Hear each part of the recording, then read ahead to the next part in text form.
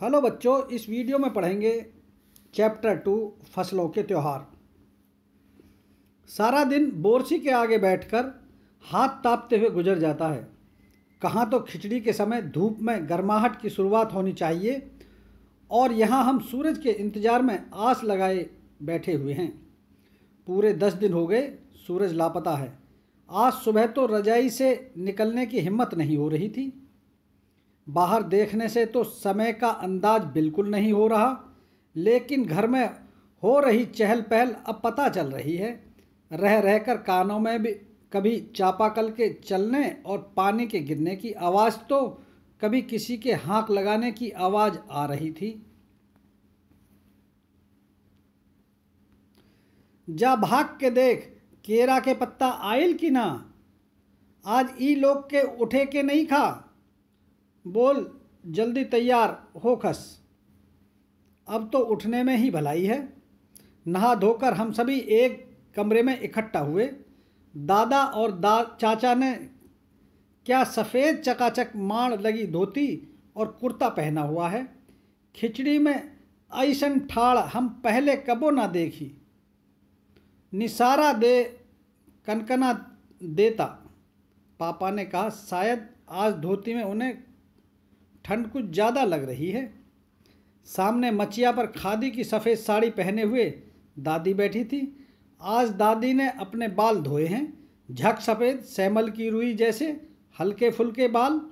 गौर से देखने पर भी एक काला बाल नज़र नहीं आता। बिल्कुल धुली धुली सी लग रही है दादी।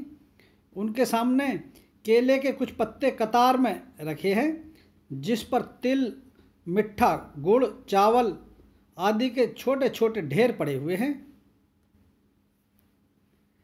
हमें बारी बारी से उन सभी चीज़ों को छूने और प्रणाम करने के लिए कहा गया। जब सबने ऐसा कर लिया तो उन सभी चीज़ों को एक जगह इकट्ठा करके दान दे दिया गया। आज तो अप्पी दीदी अब बुरी फंसी। उन्हें न तो चूड़ा दही ही पसंद है और न ही खिचड़ी पर आज तो फरमाइश नाश्ता नहीं चलेगा। उन्हें दोनों ही चीज़ें खानी पड़ेंगी। आज खिचड़ी जो है, खिचड़ी खाने के बाद सभी ने गया से आए तिल, गुड़ और चीनी के तिलकुट को बड़े चाव से खाया।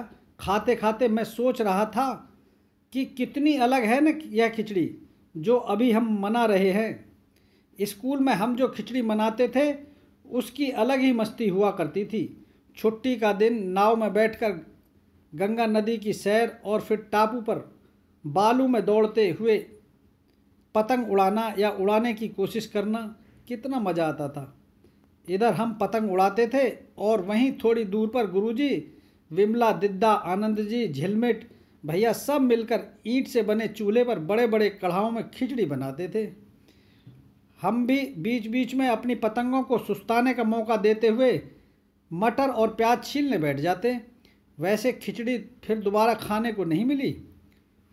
वाकई ढंग कैसा भी हो, पर है ये खुशियों का त्यौहार। जनवरी माह के मध्य में भारत के लगभग सभी प्रांतों में फसलों से जुड़ा कोई न कोई त्यौहार मनाया जाता है। कोई फसलों के तैयार हो जाने पर खुशी बांटता है तो कुछ लोग इस उम्मीद में खुश होते हैं कि अब पाला कम होगा, सूरज की गर्मी बढ़ने से खेतों में खड़ी फसल तेज़ी से बढ़ेगी। सभी प्रांतों और इलाकों का अपना रंग और अपना ढंग नज़र आता है। इस दिन सब लोग अच्छी पैदावार की उम्मीद और फसलों के घर में आने की खुशी का इजहार करते हैं।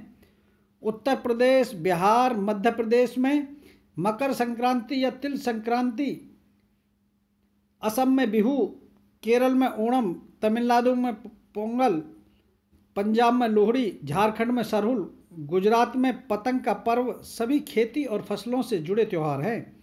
इन्हें जनवरी से मध्य अप्रैल तक अलग अलग समय मनाया जाता है। झारखंड में सरहुल बड़े जोशो खरोश के साथ मनाया जाता है। 4 दिनों तक इसका जश्न चलता रहता है। अलग अलग जनजातियां इसे अलग अलग समय में मनाती हैं। संथाल लोग फरवरी मार्च में, तो ओरांव लोग इसे मार्च अप्रैल में मनाते हैं। आदिवासी आमतौर पर प्रकृति की पूजा करते हैं। सरहुल के दिन विशेष रूप से साल के पेड़ की पूजा की जाती है। यही समय है जब साल के पेड़ों में फूल आने लगते हैं और मौसम बहुत ही खुशनुमा हो जाता है। स्त्री पुरुष दोनों ही ढोल मंजीरे लेकर रात भर नाचते हैं। चारों ओर फैली हुई छोटी छोटी घाटियाँ, लंबे लंबे साल के वृक्षों का जंगल और वहीं आसपास बसे छोटे छोटे गांव, लिपे पुते करीने से बुहारे और सजाए गए अपने घरों के सामने लोग एक पंक्ति में कमर में बाहें डालकर नृत्य करते हैं। अगले दिन वे नृत्य करते हुए घर घर जाते हैं और फूलों के पौधे लगाते हैं। घर घर से चंदा मांगने की भी प्रथा है, पर चंदे में मालूम है क्या मांगते हैं? मुर्गा, चावल और मिश्री। फिर चलता है खाने पीने और खेलों का दौर। तीसरे दिन जाकर पूजा होती है, जिसके बाद लोग अपने कानों में सरई का फूल पहनते हैं। इसी दिन से बसंत ऋतु की शुरुआत मानी जाती है। धान की भी पूजा होती है। पूजा किया हुआ आशीर्वादी धान अगली फसल में बोया जाता है। तमिलनाडु में मकर संक्रांति या फसलों से जुड़ा त्यौहार पोंगल के रूप में मनाया जाता है। इस दिन खरीफ की फसलें चावल, अरहर, मसूर आदि काटकर घरों में पहुंचती हैं। लोग नए धान कूटकर चावल निकालते हैं। हर घर में मिट्टी का नया मटका लाया जाता है, जिसमें नए चावल, दूध और गुड़ मिला डालकर उसे पकाने के लिए धूप में रख देते हैं। हल्दी शुभ मानी जाती है, इसलिए साबुत हल्दी को मटके के मुंह के चारों ओर बांध देते हैं। यह मटका दिन में 10:30-12 बजे तक धूप में रखा जाता है। जैसे ही दूध में उफान आता है और दूध चावल मटके से बाहर गिरने लगता है तो पागला पोंगल, पोंगला पोंगल, खिचड़ी में उफान आ गया, ये स्वर सुनाई देते हैं।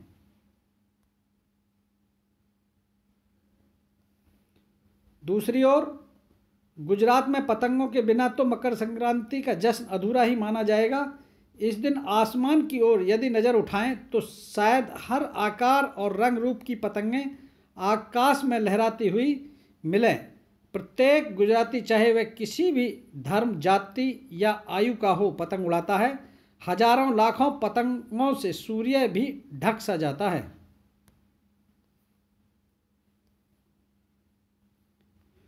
कुमायूं में मकर संक्रांति को घुघुतिया भी कहते हैं। इस दिन आटे और गुड़ को गूंथकर पकवान बनाए जाते हैं। इन पकवानों को तरह तरह के आकार दिए जाते हैं, जैसे डमरू, तलवार, दाड़िम का फूल आदि। पकवान को तलने के बाद एक माला में पिरोया जाता है। माला के बीच में संतरा और गन्ने की गडेरी पिरोई जाती है। यह काम बच्चे बहुत रुचि और उत्साह के साथ करते हैं। सुबह बच्चों को माला दी जाती है। बहुत ठंड के कारण पक्षी पहाड़ों में चले जाते हैं। उन्हें बुलाने के लिए बच्चे इस माला में से पकवान तोड़ तोड़ कर पक्षियों को खिलाते हैं और गाते हैं।